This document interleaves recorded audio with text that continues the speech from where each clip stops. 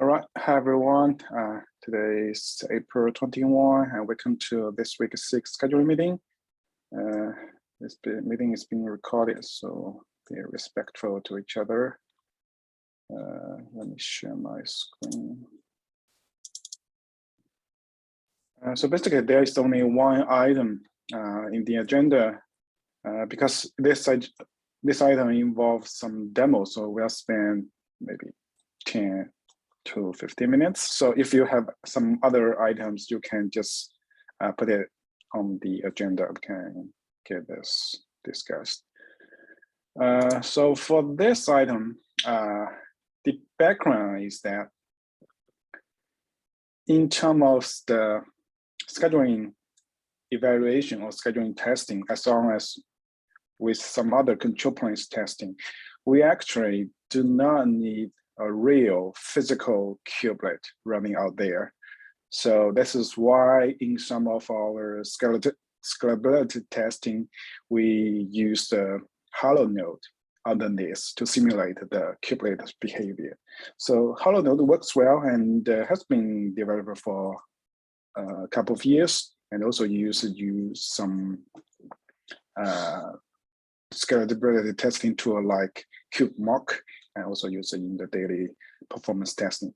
But the issue with hollow node is that hollow nodes actually represent a single fake kubelet, right? And it mocks almost every behavior of the kubelet, but just make the interpretation as a hollowing stuff, just have no operation out there. So basically, if you want to simulate a 1000 cluster, you have to run the hollow node 1000 times. And given hollow node is not that high performant comparing to the fake kubelet implementation, and also you have to spin up 1000 times of the hollow node. So it's almost impossible to run that in your local laptop. This project, which called fake-kubelet, I think more accurate name is fake-kubelet manager, because its primary function is to watch the node object submits to the cluster and provide some very slim actions to make the node be consistent, simulating all the kubelet's functionality. Like once a part comes in, we just do nothing but make it ready. And also for a node, it will maintain the heartbeat. So basically, it has a very slim implementation. So in my local desktop, I can even start 5,000 nodes without any memory pressure, just in a local desktop. And yeah, if you are interested, you can check out the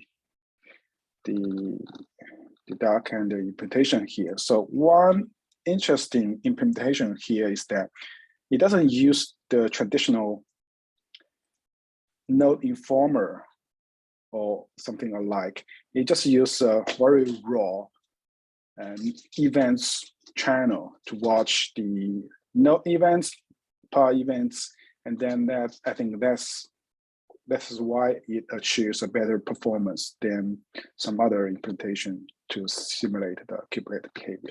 Okay, this is basically how the fake kubelet looks like. I'll give you a short demo. So I suppose you can see my screen, right? Can you? Yes. Let me know if you can. So basically, to use this, it only runs as a controller to watch the nodes you add into the cluster. And also it has a mod to start a couple of default nodes for you.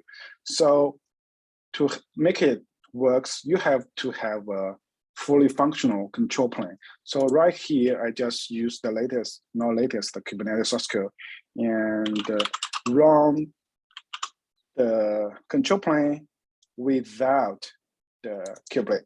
yeah, there's a script called local cluster. So I can start barely a control plane without any kubelet. Just give me a few seconds. It should be quick because I'm running a M1 Max.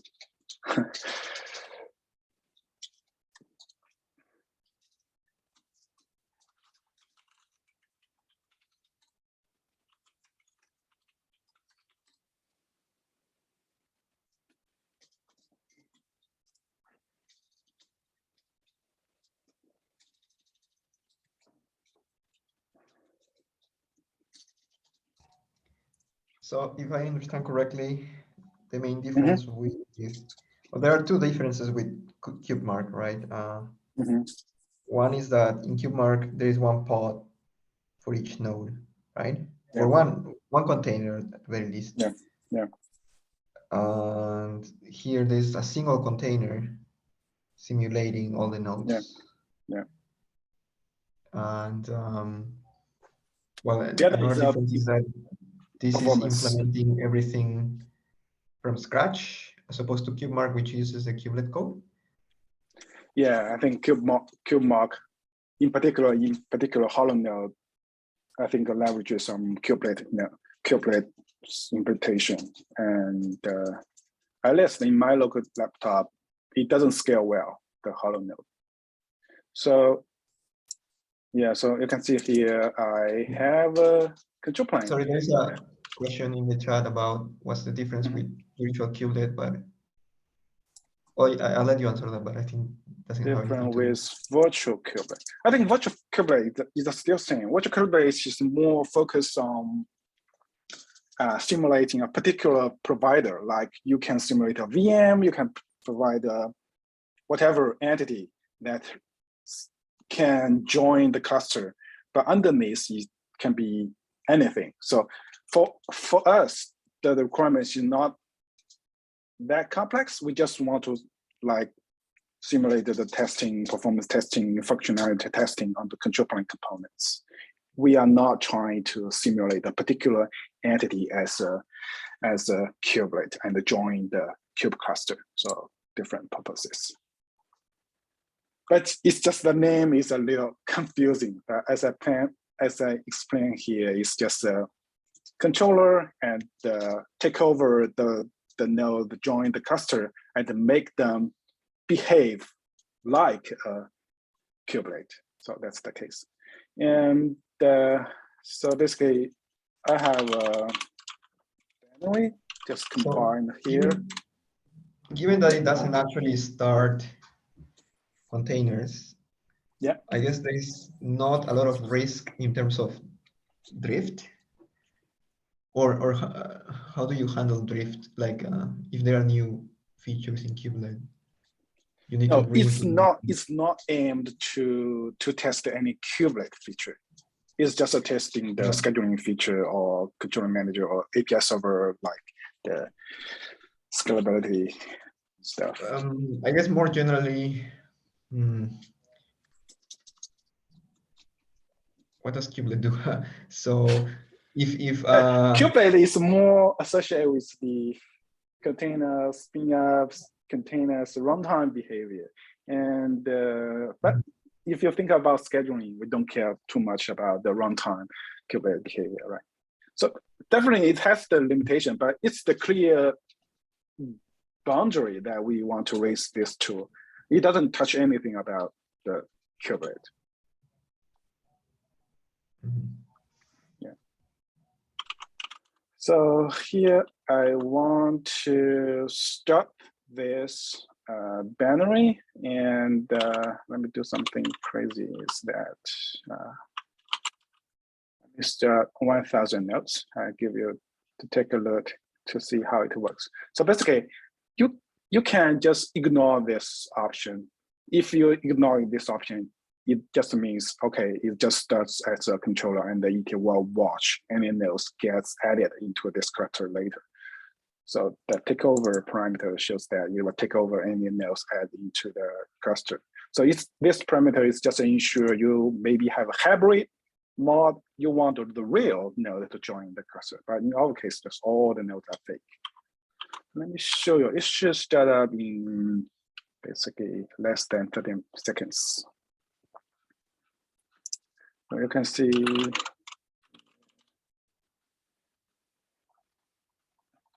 basically all the nodes gets managed by the fake-kubelet manager.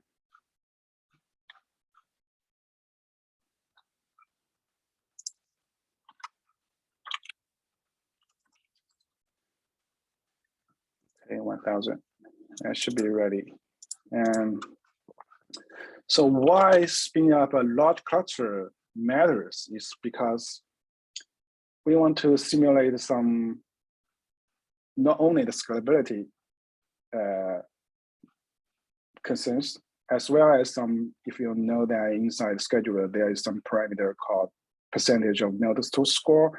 And if you test a particular feature in a small cluster versus a large cluster, the behavior may not the same. You can see, okay, it just take 15 seconds to start 1000 fake nodes. And if now you only have some default here, you can see it's scheduled to a very fake node 12. And if I look, I usually use it to simulate or verify some like the weight, as well as some testing some new plugin, especially the scoring plugins behavior, because I want all the scoring plugin to work together against a particular workload to see how it works. Like this YAML is an experiment that some customer says that they want to evaluate the interpart affinities plugin weight along with the workload level weight. So that is why I need this kind of to help me with this. So you can see it's spin up to different the node. Okay, this is basically how the fake-kubelet manager works, and what's the scenario I want it to be applied to. Another thing I can show you is that, so basically it has some default node, which is spin up by the parameter 1000. I just show you, right? But it has another cool feature is to take over any node object that gets introduced to this cluster. So I have 1000 node already, right? The lot, because it starts with index 0. So I want to introduce the 1001 node to the cluster. So with this feature, so 1001 should be right. You can see the new node has been added to the cluster. So with this feature, you can very flexibly compose your cluster with whatever spec you want. You can have some hybrid spec for the nodes, so you can easily compose a cluster with the fake specs. Okay, any questions so far? I was wondering if this would be a better fit for scalability, SIG scalability. I think that's my impression, but I need to talk with SIG scalability about these. Maybe there's a potential consideration out there. Yeah, but to my understanding, yeah, it can be a better fit for that. And also, yeah, I mean, they might have some insight of what you could be missing. Yeah, because I don't really know what kubelet does besides starting containers. I don't know if like there's some behavior you're missing out, and yeah, you could potentially Kubernetes change. is also responsible for maintaining like some no list heartbeat, as well as some other functionality. Those part has been covered in this tool.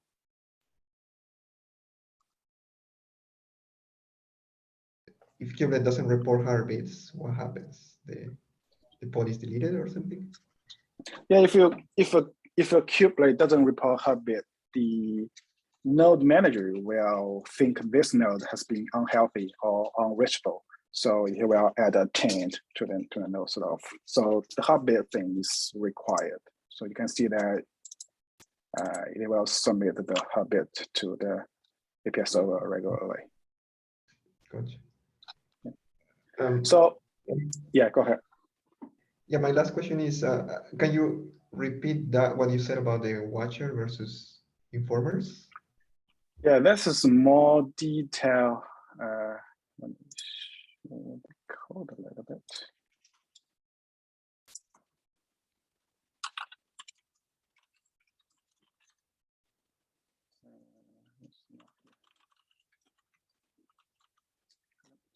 I'll switch to the the code got refactored a bit.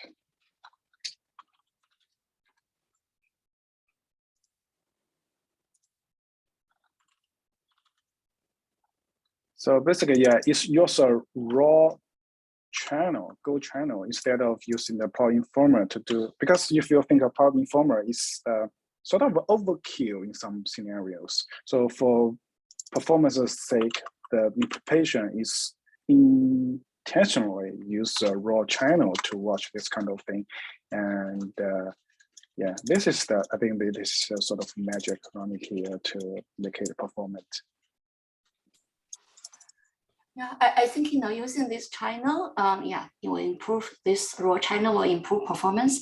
But it doesn't simulate the situation that if you use in the real situation, the kubelet will watch all those object resource through the informal mechanism, which may be a bottleneck there, right? With the API server, could be a bottleneck there. But if this change, so that part will not be simulated if there's a problem there. Again, any kubelet specific feature functionality won't be tested or covered right here. We just here is a fake. It's just maintain the minimum requirement to claim this node is ready, and also the minimum function like a pod comes into a node and make that pod as a ready step. So basically, it's just has some limitation. It doesn't fully simulate the kubelet behavior. I think this is I'm not 100% sure, but it's almost the case for Hollow node, which is used in our scalability test. So the scope is just right here. We don't test the kubelet behavior. Okay, I see. Thanks. Okay, so this is one mod, one particular persona is that as a regular Kubernetes developer, so this is the most feasible workflow I want to use to testing some scheduling changes like in place and start the control plane and then start the fake-kubelet to simulate, to finish the whole loop to evaluate a particular verification work. So, but there's to a larger scope is there's some other personas like SIEs, like application developers. They can also be a tool, be an audience of this tool. So basically how they run the Kubernetes cluster is either they run the real cluster or they run a client cluster. So this tool can also work with the whatever control plane easily. So let me create a cluster. So basically this command means I create a one node cluster and that node works as both the control plane and the kubelet. But we don't use that node for scheduling purposes because it by default has a taint.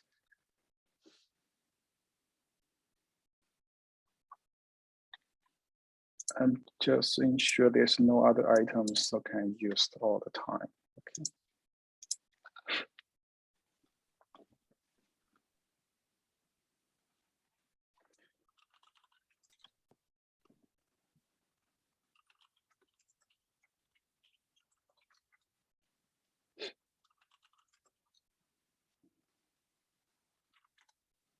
All right, so it's ready. It's basically a vanilla 127 cluster. And next, I'm gonna to deploy the fake-kubelet manager to this deployment. So it does nothing special other than doing the privilege thing and the row binding up back thing and go to the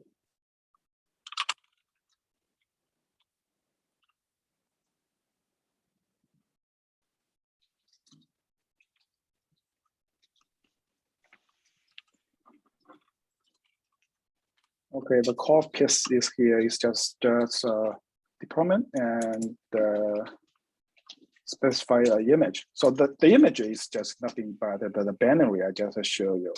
And it has some environments like take over all the nodes that gets added into the cluster. And I just spin 100 nodes here, so you can specify any other number here.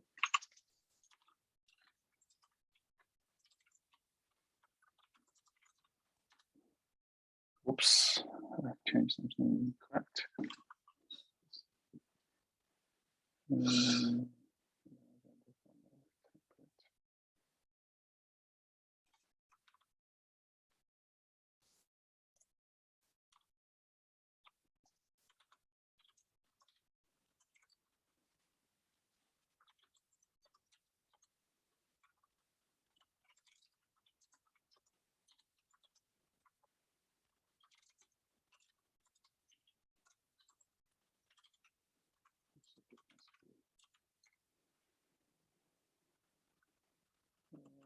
The new parameter, there's nothing else changes.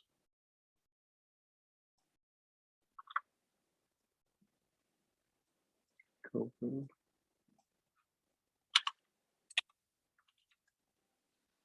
Anyway, let me just ignore the takeover parameter. Well,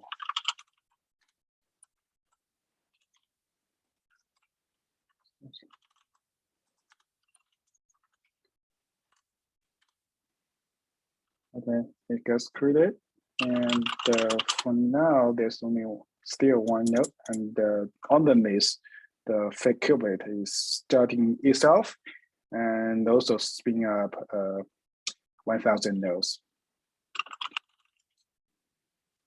Yeah, you can see just within seconds you can adjust all the fake nodes here. So this is a more typical use case for the SREs and the application developers, because they usually don't touch the source code of the Kubernetes, and what they touch is usually the configuration of a particular component, like scheduling. They change the default weight or arrange the plugins differently. So in that case,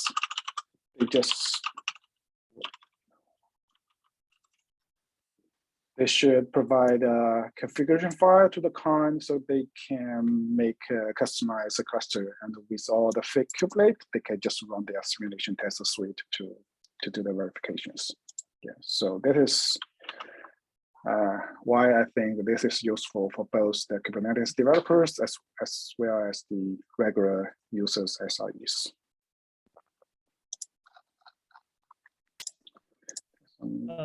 We actually posted a question in the chat. Yeah. It's, what's the difference between scheduler perf and this? Like, the only thing that I can notice is separation of configuration.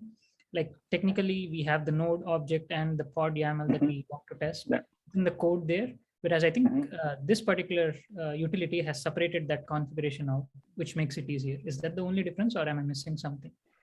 So basically, different personas and different mechanisms. So for the integration test, it's basically oriented for the programmers. And also it's spin up the cluster and do the testing very programmatically. So which is not easy and not intuitive for the regular user like the SRE or application developers to use. And also they may also don't have the make toolchain, they have the Golang, the environment to do this kind of thing. And also they need to specify, what's the each test case out there under the scheduling perf.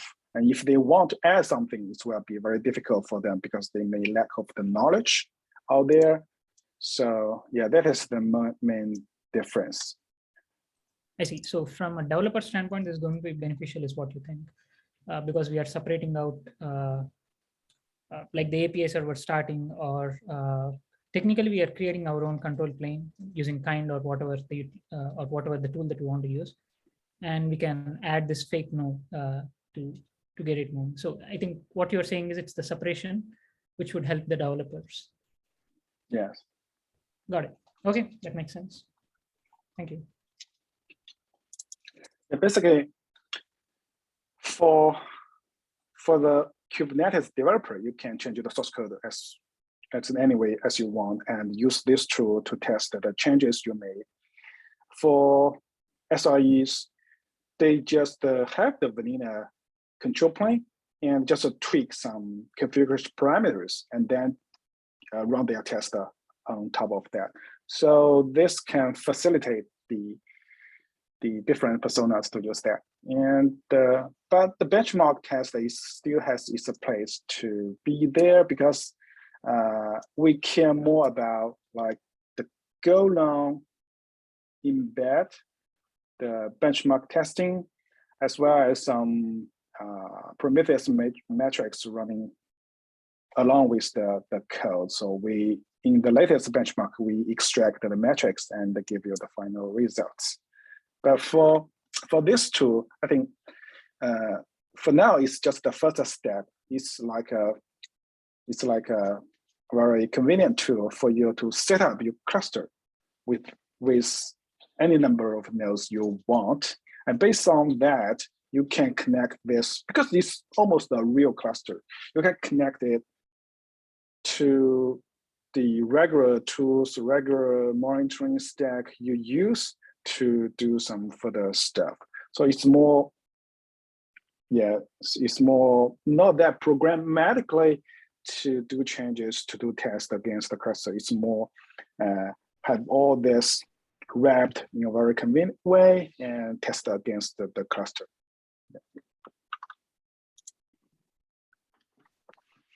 Yeah, I have a question. Yeah.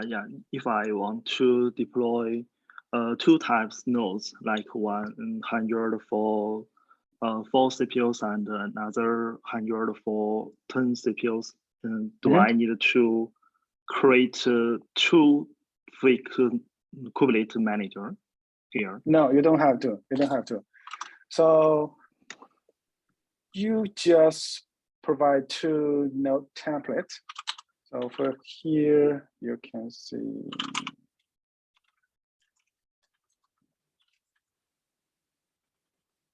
You can see node CPU. And change the CPU spec here. And then in another YAML, you change the memory spec. And you can just use like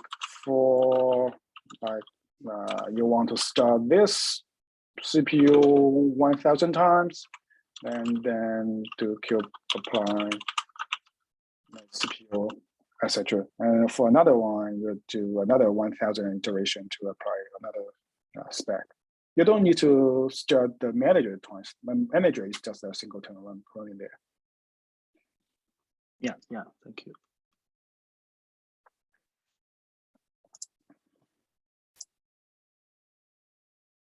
Yeah, I do like this tool pretty much. So this tool is authored by Shimi, and he turned to me, I think, by the end of last year. And by that time, I thought it's almost duplicated with Hollow Node, because usually by running some ad hoc testing, I spin up the Hollow Node. But I didn't spin up Hollow Node in a 1000 scale. That when I try to spin up the Hollow Node even with 50, it doesn't scale well on my local single laptop. So that is why I think this tool is super powerful to do the things for scheduling. I think it's also beneficial for other components as well. So next step is that I may also demonstrate this to SIG scalability and also maybe SIG node, but SIG node is pretty overloaded. I don't think they maybe can afford to be the sponsors. So next step, I will mainly demo this to SIG scalability to see how it interests them. And finally, I will try to raise it as a Kubernetes 6 sub-project, so to draw more attention to contribute to it, and also facilitate your internal company's developer experience to shorten. For example, when you develop a schedule plugin or tweak some weights for particular customer, it can shorten the decision cycles. Wait, and my other piece of feedback would be to rename the project. Yeah, exactly. I would even strip the word kubelet and just say maybe fake node manager. Yes. Or even fake hollow node, something like at that. the beginning, I was also confused by the fake kubelet. It seems like the same thing as the hollow node, right? It's spinning up the fake kubelet 1,000 times, and each fake kubelet connects to the API server, but it's not the case actually.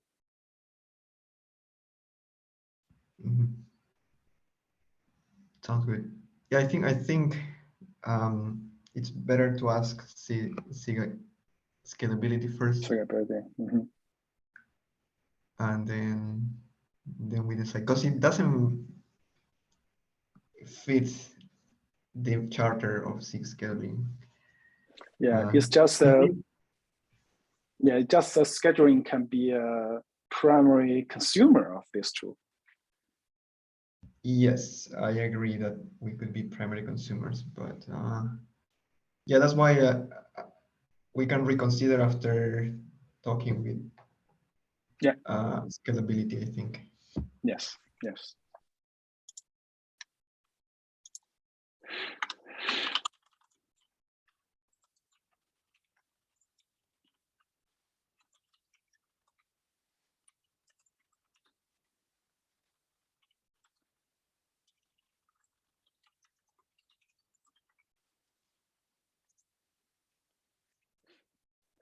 All right, this is all I have for the fake-kubelet.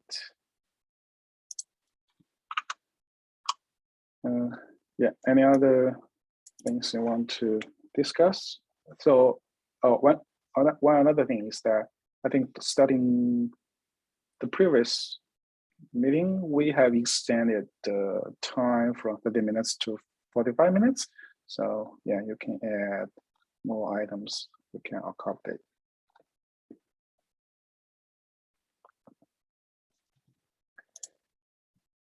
And if you don't have any other things to discuss, I will give 8 minutes back to you. And thank you everyone for joining today's meeting. We will see you in 2 weeks. Yep. Bye. Thank you. Bye. Bye.